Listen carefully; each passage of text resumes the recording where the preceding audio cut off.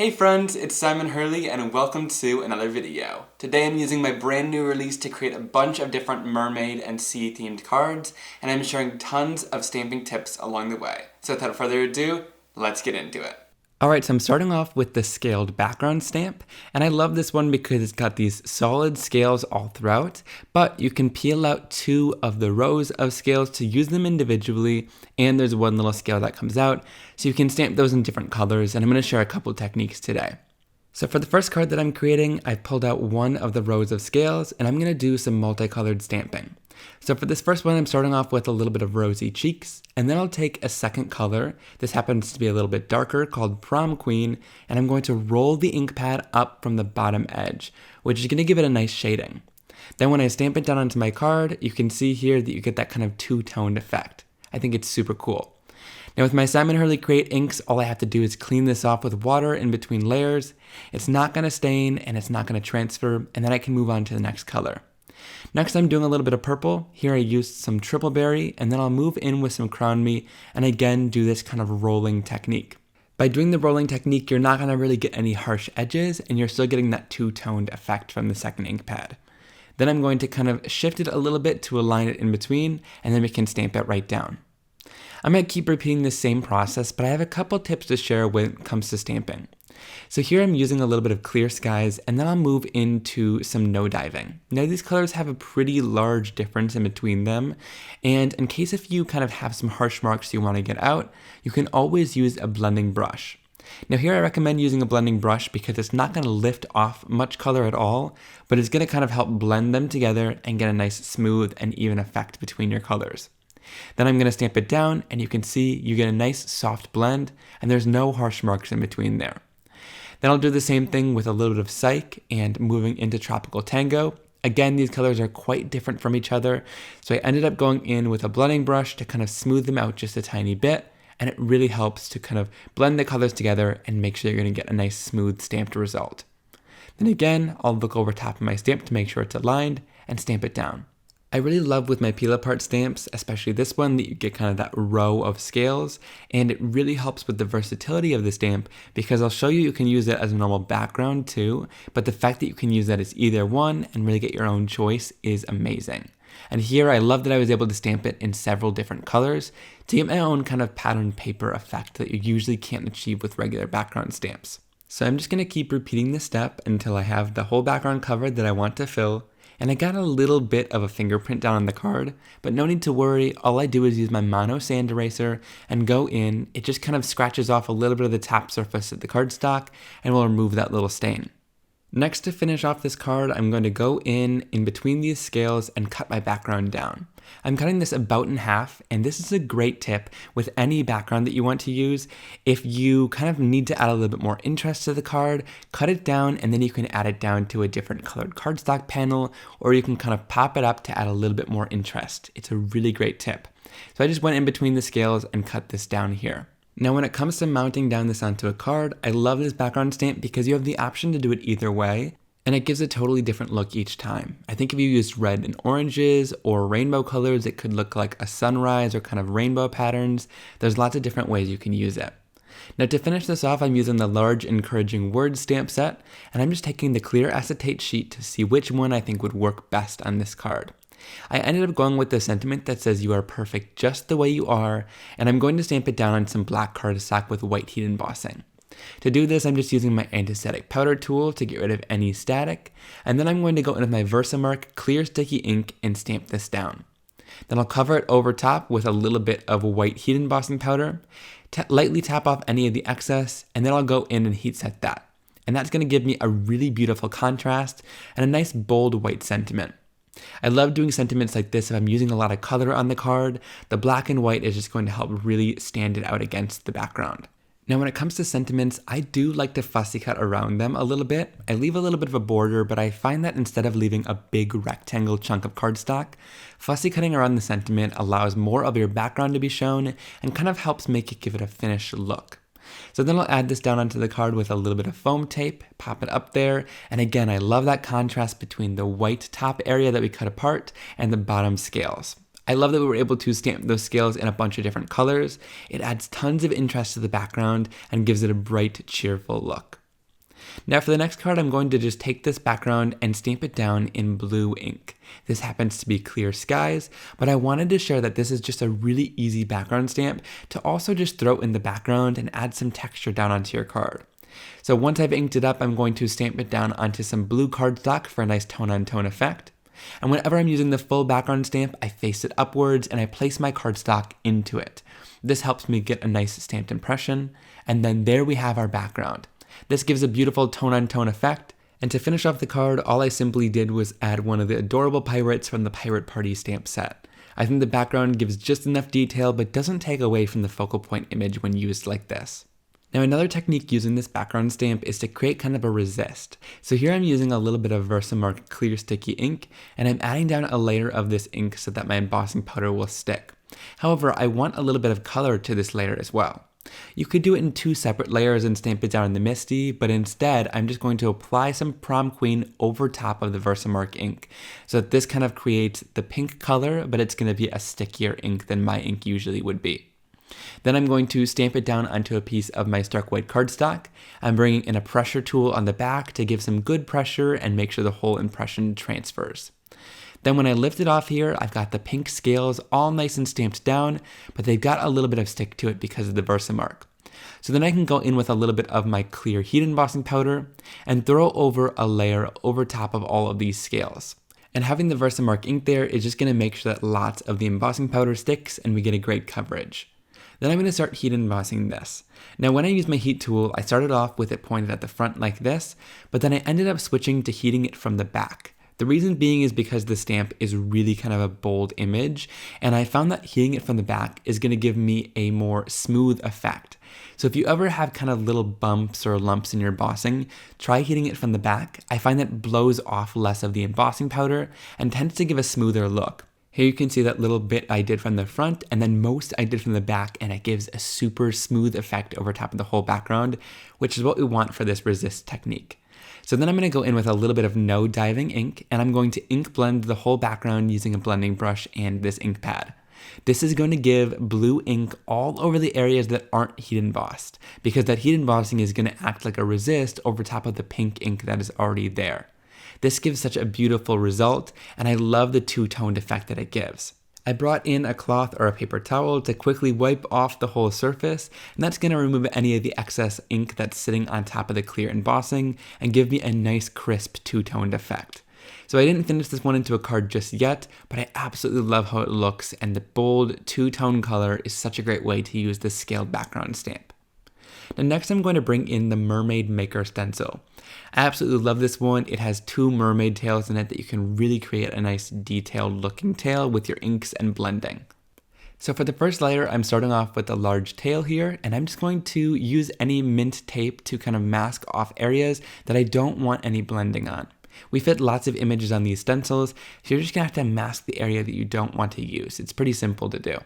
So then I'm going to go in with a large blending brush and just blend in this mermaid tail really simply with a little bit of triple berry. You just want to get a light color of your first color down, and then you can add a little bit of shading. I like to add some shading kind of at the bottom and top of the tail using the same exact color but just adding more ink down onto the surface. You could totally leave the tail right there where it is, but I'm going to add a little bit more detail by going in with this scale detail. Now you have a couple different options when you apply these scales down, and I'll show another way in just a little bit. But for this first one, I just taped the scales right over top, and I'm going to go in with a detail blending brush. This one happens to be from Altenew, but Ranger's got some great little detail foam blending tools too. And these tools make it super handy to just blend inside the lines and add the little detail right on top there. So when I lift this off, you'll see you've got that great scale detail all over the tail. Now for the next part, I'm going to use a little bit of Triple Berry Lunar paste, which matches this ink color as well. And I'm just going to add the detail of the end of the tail right down on top using a little bit of the Lunar paste. This is just going to add a little bit of texture and shine on top, and it only takes about 10 to 20 minutes to dry, and you'll have a beautiful finished result.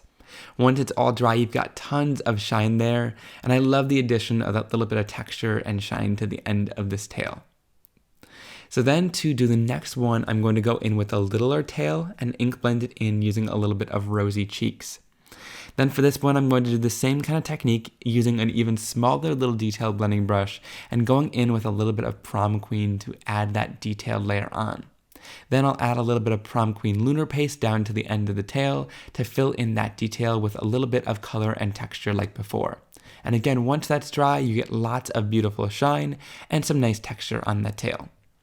Now I also wanted to share that you could totally cut out this scale background, just this little section of the stencil, to make it a little bit easier when you want to add the scales down onto the mermaid tail, or use the scale section separately as a little texture stencil. So once you got that cut out, you got it kind of as your own separate little stencil that you can use by itself, and this is going to be really helpful when blending on the scale texture. So I'm going to go in with a little bit of Tropical Tango for the larger tail and blend in the first layer of the tail. Then I'm going to keep that stencil layer on there to be masking off the background, and I'm going to add the scales right on top of it. So right now we have the mermaid tail stencil still on top, and then we have the scale stencil right over top. I'll blend in Tropical Tango a little bit darker, and when I lift this off, you can see that the scales are perfectly on there. They're nice and dark, and when I lift off the second stencil, there is no overlapping onto the background, and I didn't have to be careful at all. I'm a big fan of doing things like cutting your stencil up if it makes it easier for you to get the end result that you want. And in this case, I think it makes it just a little bit easier to add those scales down with your blending. Now to add a background, I'm going to use the Whimsical Ovals stencil. Now this one might be confusing to some people, but I love to create backgrounds with these whimsical oval shapes. So for this, I'm starting off with one of the large ovals, and I'm going to blend it out using a little bit of Clear Skies ink. Just kind of simply blending inside of this shape. It's really quite easy to do. Then once I've got that all blended in, I'm going to go in with a little bit of no diving and add just a little bit of shading down from one edge. This is optional, but I find that it gives a little bit more depth and dimension to the shape. Then you can take one of the other shapes. Here I used the second largest oval, and I'm going to go in and kind of overlap it on top of the last shape to get a nice color blend. This way, when I'm blending in this light green color called Psych, when it overlaps with the blue color, it's going to create kind of a teal in between there. Then I'm adding a little bit of Tropical Tango to add some shading to the edge of this shape as well to give it some more dimension. You can see kind of how this background is already starting to build a little bit as I'm creating it. Now I'm using the smallest shape to go in and overlap it again and add a little bit of pink in there. This is going to create kind of a purple color where it overlaps with the blue and give it even a little bit more depth and dimension. Again, adding another color called Prom Queen to add some shading. When I lift this off, you can see that it just gives kind of this cool and abstract background. I find that nothing needs to be like so serious as scene building, and something super fun like this can just make a fun and bold abstract look to your background. So I just added the two tails on top, and I think that finishes it off really nicely. Next, I'm going in with the Mythical Mermaid stamp set, and I loved some of the sentiments that are in the stamp set to coordinate along with the mermaids. I'm stamping the sentiment down in a little bit of Versamark ink, again on some black cardstock, and doing some white heat embossing powder. This one says, "You are mermazing," and I love how it fit with these mermaid tails, so using some older stamp sets from your collection with your new supplies is going to really work nicely. I added that down, and again, I love the kind of bold and abstract look of this background. It's totally not realistic, but it is so much fun with those whimsical ovals. Now for the next couple cards, I'm using the Wild Waves Peel Apart background stamp, and similar to the scaled background stamp, this one has a section in here that peels apart, so you can use the different waves separately, which is really awesome and makes it super versatile. Today I'm using them all together, and I'm going to use them with a little bit of Versamark clear sticky ink, and again I'm going to do some heat embossing for a resist. So I'll stamp this down onto some stark white cardstock, using my pressure tool to make sure that I'm going to get a great stamped image. I find that the tool helps me, but you can also just kind of run your fingers all over to give it some great pressure and make sure that it all stamps. Then I'm going to go in and throw over a layer of my clear heat embossing powder over top, make sure all of the areas of the background are nice and coated, and then I'll go in and heat set that until it's clear and shiny. Now with clear heat embossing powder, you want to make sure to heat it until it's shiny, but then stop heating it. Sometimes if you overheat it, it can kind of sink into the cardstock and become dull, and then not resist as much. So here I'm going to go in with a little bit of Breakup Blue on my foam applicator blending tool, and I'm just going to blend down a light layer of the Breakup Blue color all over the background. This gives me a solid light layer of color to work with, and then I can go in and add some depth and dimension. For this, I'm going in using some of the blending detail tools from Altenew. These are those little blending brushes, and I'm just going to go in between on the areas of those waves where it would be a little bit darker and add some color down there. Here I'm using a little bit of no diving in those areas to add that darker color in and give it some shading and depth and dimension to the image. Once I completed that, I went in with an even darker color and an even smaller brush from the pack, and then I went in and just added a little bit more color onto the top there. And like I said, this just really brings the whole image of these waves to life by adding that little color in there. And these little detail blending tools are an absolute game changer. I find myself reaching for them super often because the big blending tools really can't get into lots of different areas, and these get into tiny little areas to add color. Then I'm going to go in with a little bit of water and spray down some water to kind of add a little bit of texture to the background.